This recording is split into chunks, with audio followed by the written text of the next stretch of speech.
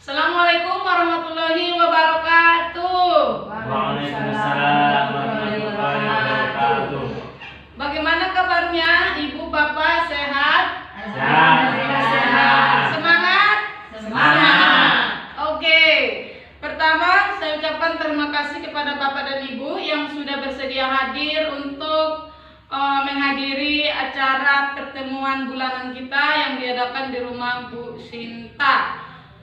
Sebelum memulai acara, mari kita ucapkan basmalah. Bismillahirrahmanirrahim. Hari ini kita akan mempelajari mengenai memahami lansia. Namun sebelumnya saya tanya dulu sama Bapak Rudi, apa yang Bapak ketahui mengenai lansia di pelajaran kita di bulan yang lewat? Kita semua di masa yang akan datang. Oke, betul sekali ya. Berikan aplaus untuk Pak Rudi. Pada hari ini kita akan fokus untuk mempelajari memahami lansia, ya. Yang akan kita bahas pada hari ini adalah secara umum, yaitu kondisi fisik lansia ataupun badan lansia, kemudian psikososialnya, bagaimana hubungan sosialnya, dan yang kedua adalah kondisi spiritualnya ataupun rohaninya, ya. Nah, itu.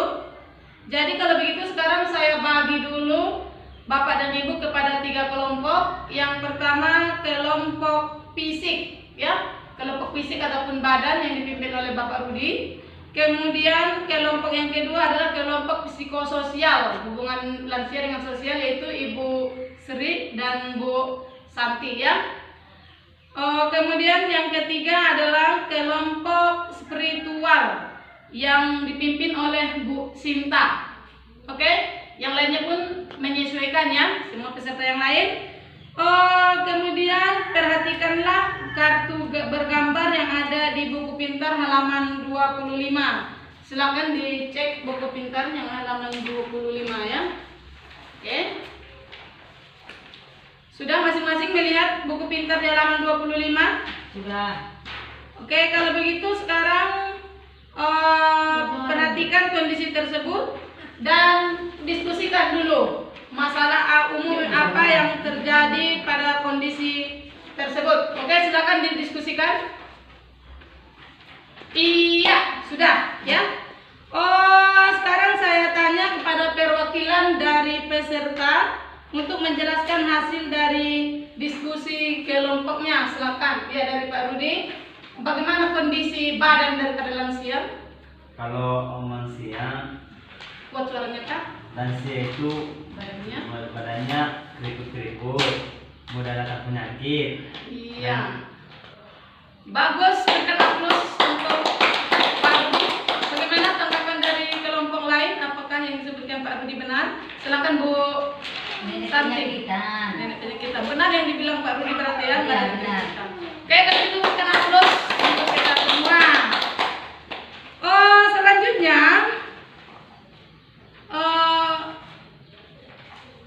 sekarang kita akan menyimpulkan yang didiskusikan oleh Bapak dan Ibu dengan memperhatikan flip chart 3A, 3B, dan 3C. Ini ya, ada flip chart 3A, 3B, dan 3C. Ya, betul tadi ya yang dibilang Bapak Rudi itu. Fisik ataupun biologis lansia itu merupakan perubahan fisik organ tubuh yang menyebabkan terjadinya perubahan suhu, ya, gangguan gerakan akibat radang sendi, tulang pun rapuh, kemudian gangguan panca indera, gangguan saluran kencing, gigi mulai goyah, muncul penyakit, ya. Kemudian di flip chart 3B, kondisi dan permasalahan lanjut usia. Ada perubahan emosional, ya, emosionalnya misalnya muncul depresi ataupun rasa ketakutan, ya, di dalam lansia tersebut. Ini disebabkan apa? Perubahan fisiknya. Kemudian kesepian, teman mulai berkurang, ya, lansia itu temannya mulai berkurang. Takut penyakit, takut mati, takut kekurangan uang. Nah, itulah yang terjadi pada kondisi emosinya. Kemudian perubahan sikap dan perilaku, misalnya cenderung diam di rumah, ya, murung, berorientasi pada masa lampau. Inilah berorientasi pada masa lampau. Lansia itu selalu teringat kepada masa yang sudah lewat, yang sudah dia lewati ya. Kenapa Bu Santi ada lansia yang seperti itu di rumah Ibu? Ada. Iya. Betul sekali ya. Hubungan dia dengan tetangganya kurang baik. Iya, inilah yang sering terjadi pada lansia itu. Dia selalu teringat pada masa-masa yang sudah ia lewati sebelumnya ya. Jadi ini harus kita pahami ya, Bapak Ibu. Kemudian kondisi dan permasalahan lanjut usia, jarang beribadah. Ya, lansia ini nenek-nenek lah istilahnya di sini ya. Nenek-nenek ini jarang beribadah, terus tidak tabah dalam menerima kondisi penuaannya. Dia tidak terima. Ya, Bapak Ibu ya, kalau dia sudah tua. Karena menua, karena harus memakai alat bantu, terus kurang mau berbagi dengan orang lain. Ya, selalu menunjukkan super powernya dan menganggap diri selalu benar. Itu cenderung kejam ya. Begitu ya, Bu Santian. Oke. Nah, itulah dia selalu merasa benar. Kenapa kita semua ada yang seperti itu? Ada. Oke, jadi itu harus kita pahami. Oke. Selanjutnya, setelah kita ketahui permasalahan umum, kita akan membahas mengatasi masalah yang mungkin terjadi akibat kondisi tersebut. Sekarang lakukan diskusi lagi seperti tadi ya, Pak Rudi pimpin, Bu Santi pimpin kelompoknya. Jadi sekarang diskusikan apa yang sebaiknya dilakukan pada lansia agar lansia sehat dan bahagia. Kemudian hal-hal apa yang tidak dibolehkan dilakukan pada lansia menghadapi lansia yang sulit perilakunya. Oke, silakan didiskusikan. Silakan berdiskusi Bu, diskusi pimpin kelompoknya. Oke, selesai. Silakan siapa yang bisa menjawab tadi apa yang bisa dilakukan untuk menghadapi lansia yang sulit? Silakan.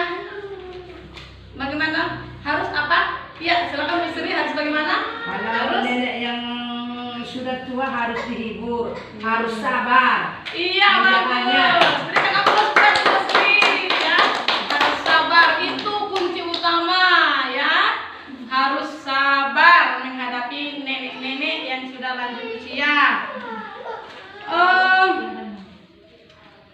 Kemudian saya tegaskannya kepada Bapak dan Ibu, hal-hal yang boleh ataupun yang tidak boleh dilakukan. Ini akan kita lihat, perhatikan pada flipchart 4 dan flipchart 5. Nih, flipchart perhatikan ya. Nih, flipchart 4 dan flipchart 5. Nampak ya? Prinsip melayani lansia. Ya, tadi kan masing-masing rumahnya ada lansia yang sulit ya untuk diurus ya. Ini yang pertama, tidak memberi stigma atau cap kepada lansia. Misalnya, hei kau nenek-nenek sudah tua, tidak boleh. Sulit sekali kau diatur, tidak boleh ya. Tidak mengucilkan, jangan cucilkan dia. Terus menghindari sikap sensitif, misalnya mudah marah ataupun mudah tersinggung. Jangan marah. Tidak membesar-besarkan masalah. Dia kan cuma sedikit berulah, terus dibesar-besarkan masalahnya, ya. Tidak boleh. Terus menghindari sikap belas kasihan yang berlebihan. Jangan terlalu kasihan terhadap dia, nanti dia manja. Ya, biarkan dia mandiri, kemandirian, memberi kesempatan pada lansia itu kemampuannya. Misalnya kalau dia bisa mengambil minum sendiri, biarkan saja dia mengambil minum sendiri. Ya, nggak usah kita ambil, jangan terlalu kasihan terhadap dia. Terus keluarga sebagai sumber pemecahan masalah. Ini berdiskusilah dengan keluarga bagaimana cara mengatasi lansia yang sulit ini. Terus ini cara menghadapi lansia yang sulit perilakunya. Tadi ada ya, sulit sekali perilakunya. Bagaimana caranya? Tetap menghormati dan menghargai lansia sebagai orang tua. Tetap kita hargai dia, kita hormati dia sebagai orang tua kita. Kemudian tadi ini betul sekali ya yang dibilang Bu Sri, bersikap sabar dan bijaksana terhadap perilaku orang tua. Sabar ya Bu ya, sabar ya Pak ya. Sabar ya Bu Santi ya, yang di rumahnya ada lansia yang sulit. memberikan kasih sayang dan menjadi pendengar yang baik bagi lansia. Apalagi tadi lansia seperti yang di rumah Bu Sri adalah selalu teringat pada masa lampau. Jadi selalulah bersikap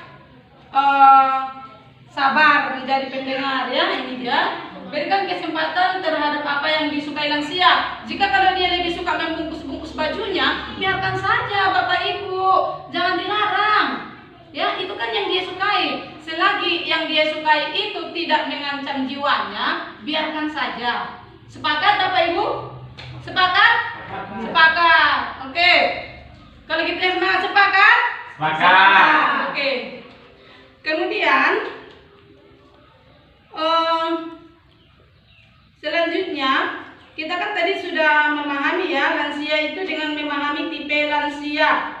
Nah, ada tadi lansianya tadi kan bermacam-macam. Ada lansia yang bisa dia menerima keadaannya, ada yang bisa yang tidak bisa ya. Ada yang kalau dia bisa menerima keadaannya berarti dia akan selalu beribadah. Tapi ada yang tidak bisa menerima. Bapak Ibu, ini harus kita pahami. Inilah lansia yang sulit untuk kita urus. Dia tidak bisa menerima kalau dia itu sudah tua. Oke, inilah yang sangat sulit.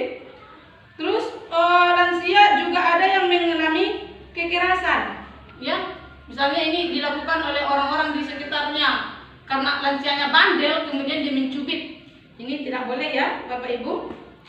Jadi lansia ini dapat saja mengalami permasalahan yang sama, namun berbeda penanganannya. Mungkin berbeda yang di rumah Bu Santi dengan yang di rumah Bu Sri. Jangan burung Bu Sri, ya ini pelajarannya bagus sekali ya. Kemudian